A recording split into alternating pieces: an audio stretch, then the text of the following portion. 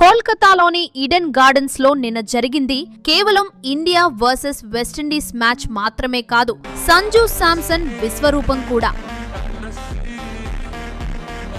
Do or die అని ఆ రెండు టీమ్స్ మధ్య జరుగుతున్న మ్యాచ్లో వెస్టిండీస్ టీం ఇండియాకు భారీ టార్గెట్ సెట్ చేయగా ఆ టార్గెట్ను ఇండియా చేజ్ చేయగలదా?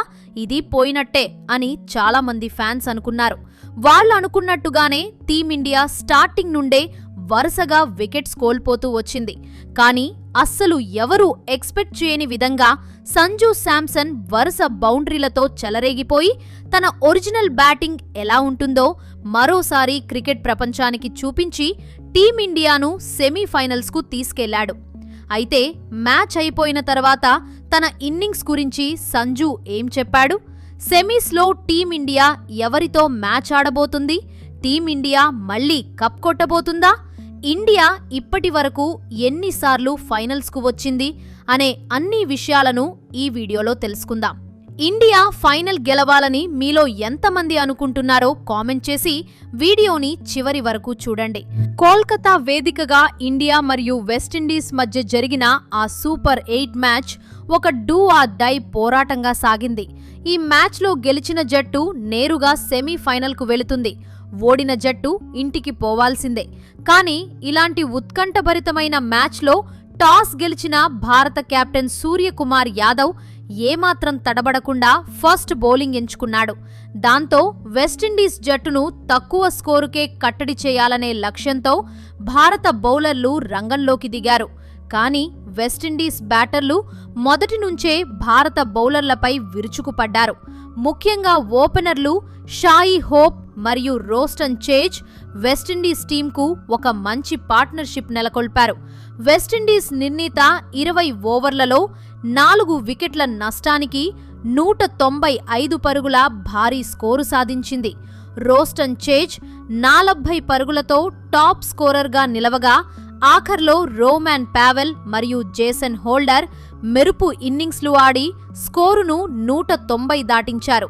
ఈ క్రమంలో రోమాన్ పావెల్ టీ20లో 150 సిక్సర్లు పూర్తి చేసుకుని వెస్టిండీస్ తరపున అత్యధిక సిక్సర్లు కొట్టిన ఆటగాడిగా రికార్డు సృష్టించాడు.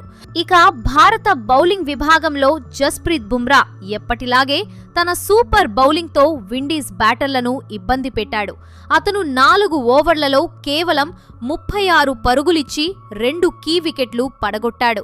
కానీ హార్దిక్ పాండ్యా, హర్ష్దీప్ సింగ్ మరియు వరుణ్ చక్రవర్తి వంటి ఇతర బౌలర్లు బాగానే పరుగులు సమర్పించుకోవడంతో వెస్టిండీస్ భారీ స్కోరును చేరుకోగలిగింది. నిజానికి ఇక్కడ మీరొక విషయం గమనించారా? ఇలాంటి ఒత్తిడి ఉన్న మ్యాచ్లలో 196 పరుగుల లక్ష్యమనేది ఏ జట్టుకైనా ఒక పెద్ద సవాలే.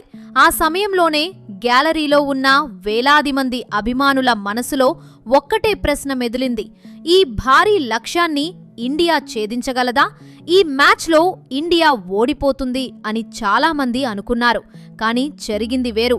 196 పరుగుల లక్ష్యంతో బరిలోకి దిగిన భారత జట్టుకు ఆరంభంలోనే కోలుకోలేని దెబ్బ తగిలింది. ఓపెనర్ అభిషేక్ శర్మ మరియు వన్డౌన్ బ్యాటర్ ఇషాన్ కిషన్ కేవలం 10 రన్స్కే వెనుదిరిగారు. ఆ సమయంలో జట్టు మొత్తం ఒత్తిడిలో పడిపోయింది. ఆ తర్వాత కెప్టెన్ సూర్యకుమార్ యాదవ్ మరియు తిలక్ వర్మ కొద్దిసేపు పోరాడినా వారు కూడా తక్కువ స్కోరుకే అవుట్ అవ్వడంతో ఇండియా 100 రన్స్ చేసే టైంకే చాలా కీ వికెట్లు కోల్పోయింది. కానీ ఒకవైపు వికెట్లు పడుతున్నా ఓపెనర్గా వచ్చిన సంజు శాంసన్ మాత్రం ఏమాత్రం టెన్షన్ పడకుండా క్రీజ్లో ధైర్యంగా నిలబడ్డాడు. అప్పటి వరకు ఫామ్ లేమితో సతమతమైన సంజుకి ఇది చావో రేవో తేల్చుకోవాల్సిన మ్యాచ్. అందుకే అతను ప్రతి బాల్ని ఎంతో జాగ్రత్తగా గమనిస్తూ తన ప్లాన్ను పక్కాగా అమలు చేశాడు. ఇక సంజుకి తోడుగా హార్దిక్ పాండ్యా మరియు శివన్ దూబే కూడా కీలక సమయంలో రాణించి అతనికి అండగా నిలిచారు. ఇక సంజు శాంసన్ ఆడిన ఆ ఇన్నింగ్స్ గురించి ఎంత చెప్పినా తక్కువే. 50 బాల్స్లో 12 ఫోర్లు మరియు 4 సిక్సర్ల సాయంతో 97 రన్స్ చేసి నాటౌట్గా నిలిచాడు. కేవలం 3 పరుగుల తేడాతో సెంచరీ మిస్ అయినప్పటికీ అతను సాధించిన ఆ పరుగులు సెంచరీ కంటే ఎక్కువేనని క్రికెట్ పండితులు అభిప్రాయపడ్డారు. ఆఖరి ఓవర్లో ఇండియా విజయానికి పరుగులు కావాల్సిన సమయంలో సంజు ఒక అద్భుతమైన సిక్సర్ మరియు 4 బాది ఇండియాను గెలిపించాడు. ఇక ఈ మ్యాచ్ విజయం తర్వాత సంజు భావోద్వేగానికి లోనయ్యాడు. తన కెరీర్లో ఎదుర్కొన్న ఎత్తుపల్లాలు, తనపై తనకే కలిగిన సందేహాలు మరియు దేవుడిపై తనకు ఉన్న నమ్మకం గురించి అతను చెప్పిన మాటలు ప్రతి ఒక్కరినీ కదిలించాయి. ఈ ఆట నా ప్రపంచం, దేశం కోసం ఇలాంటి ప్రదర్శన చేయడం నా జీవితంలో అత్యంత గొప్ప రోజు అని అతను పేర్కొన్నాడు. విరాట్ కోహ్లీ మరియు రోహిత్ శర్మ వంటి దిగ్గజాల నుంచి నేర్చుకున్న పాఠాలే తనను ఈ రోజు ఈ స్థాయిలో నిలబెట్టాయని తను సగర్వంగా చెప్పుకున్నాడు. ఈ అద్భుత విజయంతో ఇండియా 5 వికెట్ల తేడాతో వెస్టిండీస్ను ఓడించి సగర్వంగా సెమీఫైనల్లోకి అడుగుపెట్టింది. ఈ విజయంతో ఈడెన్ గార్డెన్స్ మొత్తం పులకించిపోయింది. స్టేడియంలో లేజర్ లైట్లు, వందే మాతరం గీతాల మధ్య ఫ్యాన్స్ లెహరాదో అంటూ సెలబ్రేట్ చేసుకున్నారు. ఈ విజయం కేవలం ఒక మ్యాచ్ గెలుపు మాత్రమే కాదు, ఇండియా తన 2024 టైటిల్ను నిలబెట్టుకోవడానికి వేసిన ఒక బలమైన అడుగు. ఈ విజయంతో ఇండియా ఇప్పుడు మార్చి 5న ముంబైలోని వాంకడే స్టేడియంలో ఇంగ్లాండ్తో సెమీఫైనల్ తలపడబోతోంది.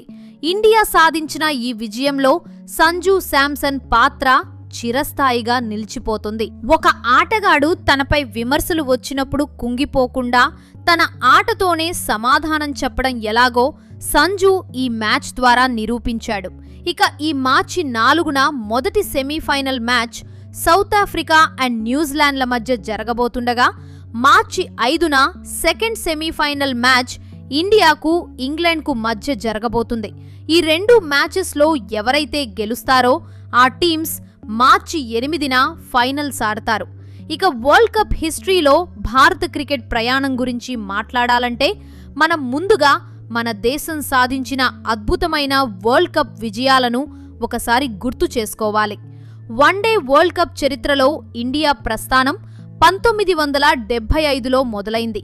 ప్రారంభంలో 1975 మరియు 1979 ఎడిషన్లలో ఇండియా గ్రూప్ దశలోనే నిష్క్రమించినప్పటికీ 1983లో కపిల్ దేవ్ నాయకత్వంలో వెస్టిండీస్ను ఓడించి మొదటిసారి టైటిల్ను ముద్దాడటం భారత క్రికెట్ గమనాన్ని మార్చివేసింది.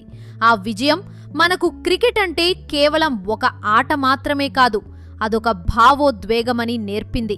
ఆ తర్వాత 2003లో రన్నరప్గా నిలిచిన ఇండియా 2011లో ధోని క్యాప్టెన్సీలో మళ్లీ వన్డే వరల్డ్ కప్ను గెలుచుకుంది. ఆ తర్వాత మళ్లీ రోహిత్ శర్మ క్యాప్టెన్సీలో 2023 కూడా మనం ఫైనల్ వరకు వెళ్లి రన్నరప్గా నిలిచిన విషయం మనందరికీ గుర్తుండే ఉంటుంది. వన్డే ఫార్మాట్ సంగతి పక్కన పెడితే T20 ఫార్మాట్లో కూడా ఇండియా ఒక తిరుగులేని శక్తిగా ఎదిగింది. 2007లో జరిగిన మొట్టమొదటి T20 వరల్డ్ కప్లోనే యువరాజ్ సింగ్ 6 సిక్సర్లు మరియు ధోని క్యాప్టెన్సీ మ్యాజిక్తో మనం విజేతగా నిలిచాం. అప్పటి నుండి ఈ ప్రయాణం కొనసాగుతూనే ఉంది. 2024లో రోహిత్ శర్మ నేతృత్వంలో రెండోసారి T20 టైటిల్లు గెలుచుకున్న ఇండియా ఇప్పుడు 2026 మరోసారి చరిత్ర సృష్టించేందుకు సిద్ధమైంది. మొత్తానికి చూస్తే ఈ 2026 T20 వరల్డ్ కప్లో ఇండియా ప్రయాణం ఎంతో ఉత్సాహంగా సాగుతోంది. పాత చరిత్రను గుర్తు చేసుకుంటూ కొత్త రికార్డులను సృష్టిస్తూ భారత జట్టు ముందుకు వెళుతోంది. సంజు శాంసన్ చూపిన తెగువ, భారత బౌలర్ల పోరాట పటిమ వెరసి మనల్ని మరో వరల్డ్ కప్ టైటిల్ వైపు తీసుకెళ్తున్నాయి. మరి ముంబైలో జరగబోయే సెమీఫైనల్లో ఇండియా ఇంగ్లాండ్ను ఓడించి ఫైనల్కు చేరుకుంటుందని మీరు అనుకుంటున్నారా? లేక మన జట్టులో ఇంకా ఏవైనా మార్పులు చేయాల్సిన అవసరం ఉందా? మీ అభిప్రాయాలను తప్పకుండా కామెంట్ సెక్షన్లో పంచుకోండి.